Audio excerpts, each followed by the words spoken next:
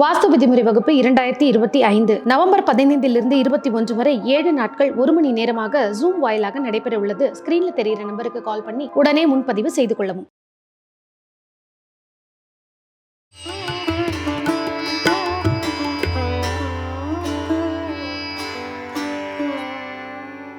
அடுத்ததாக தனுர் ராசிக்கு 2026 எப்படி இருக்க போகுது, என்ன ஏற்றம், எதுல ரொம்ப கவனமா இருக்கணும், அதுக்கப்புறம் அவங்களுக்கு நடக்க போற நல்ல விஷயங்கள் அப்படின்னா அம்மா தனுசு ராசியை பத்தி சொல்லணும் அப்படின்னா இவங்க வந்து பாருங்க சனி பயிற்சி மார்ச் 29 2025 நடந்துச்சு இல்லைங்களா.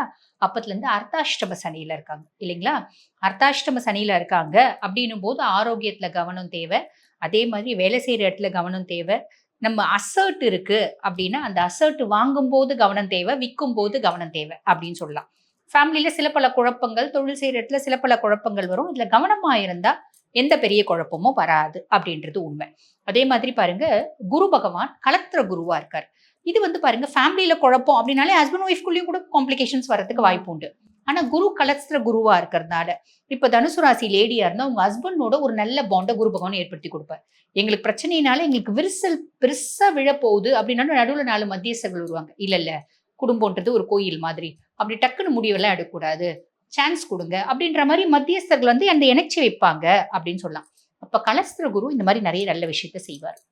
அதுக்கும் மேல தனுசு ராசி அன்பர்கள் ஒரு பார்ட்னர்ஷிப் கன்சர்ன் வச்சு நடத்துறாங்க அப்படின்னா பார்ட்னருக்கும் இவங்களுக்கும் ஒரு பிரிவினை ஏற்படுது அப்படின்னா கூட இந்த குரு அதை வந்து பாத்தீங்கன்னா விலக விடாம இணைச்சே வைப்பாரு அப்படின்னு சொல்லலாம். இதெல்லாம் ஒரு பெரிய பிளஸ் இல்லைங்களா. கொஞ்சம் அர்த்தாஷ்டம சனி கொஞ்சம் மைனஸ், நம்ம காஷியஸா இருந்தா அது ஒரு பெரிய மைனஸ் இல்லை. அப்ப அதுக்கு அடுத்து ராகு கேது. ராகு 3ஆம் பாவம், கேத்து வந்து பாத்தீங்கன்னா 9ஆம் பாவம். 3ஆம் பாவம் ராகு. தம்பி தங்கச்சினால பஞ்சாயத்து, பிரச்சனை, குழப்பம், நிம்மதி இல்லாத தனம் எல்லாமே வருமே.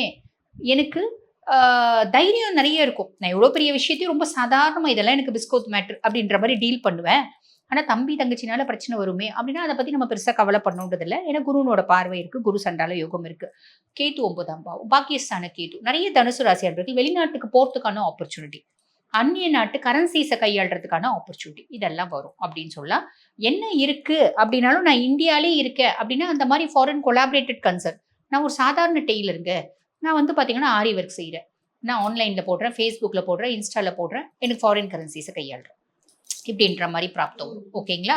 சரி, என்ன இருந்தாலும் நான் பெருசாக அதை அனுபவிக்க மாட்டேன். அது கொஞ்சம் மைனஸும் நம்ம சொல்லலாம்.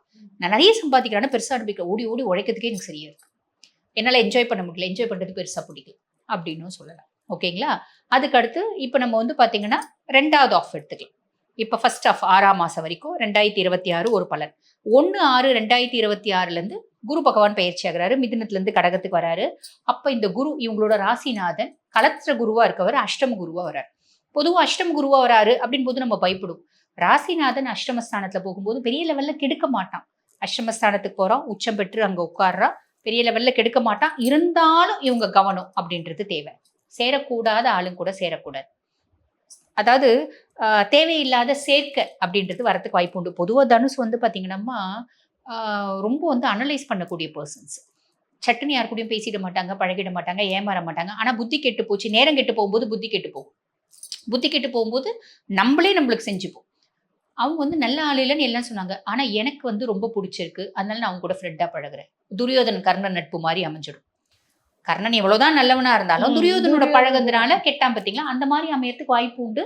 பெரிய லெவல்ல நம்ம யோசிக்க வேண்டியதில்லை. பட் இருந்தாலும் இம்பாக்ட் அது வரும்.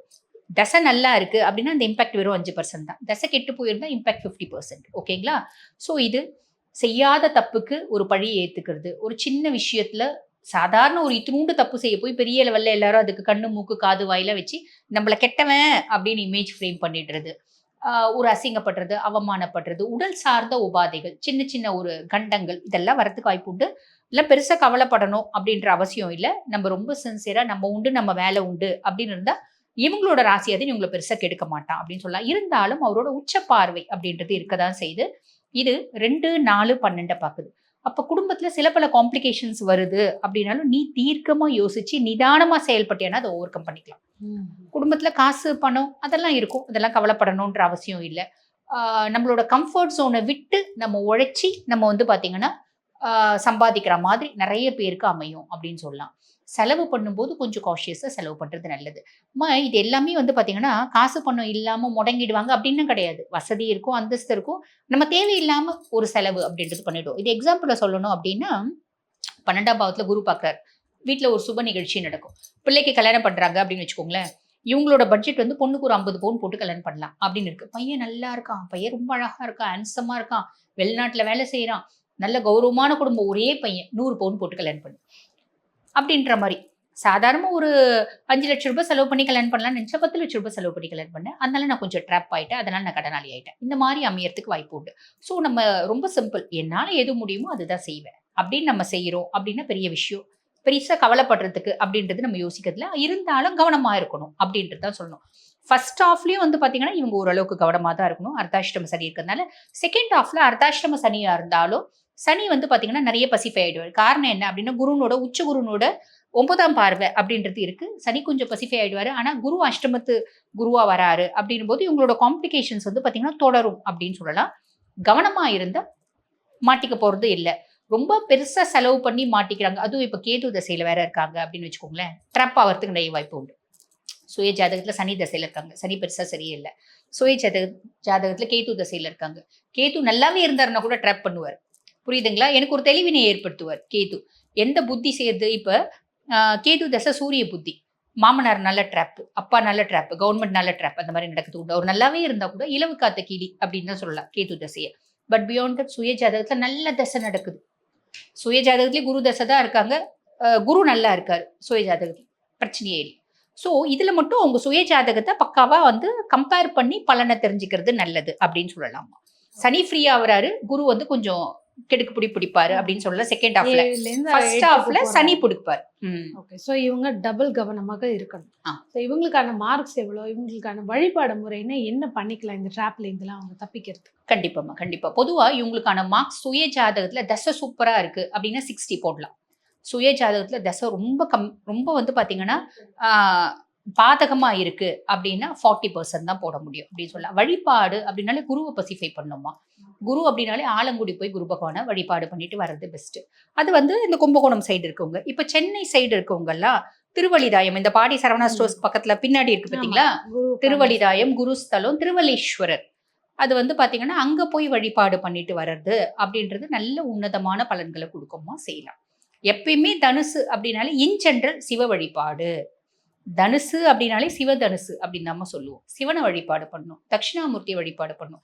சிவன் காலை புடிச்சிடு, வேலையே முடிஞ்சிருச்சு. இங்க கூட நீ பாடி திருவழிதாயம் கூட போயிட்டு நிறைய பேர் என்ன பண்ணுவாங்க, நேரா குருக்கு விளக்கேத்திட்டு வந்துட்டே இருக்காங்க. நான் நிறைய பேரை பாக்குறேன்.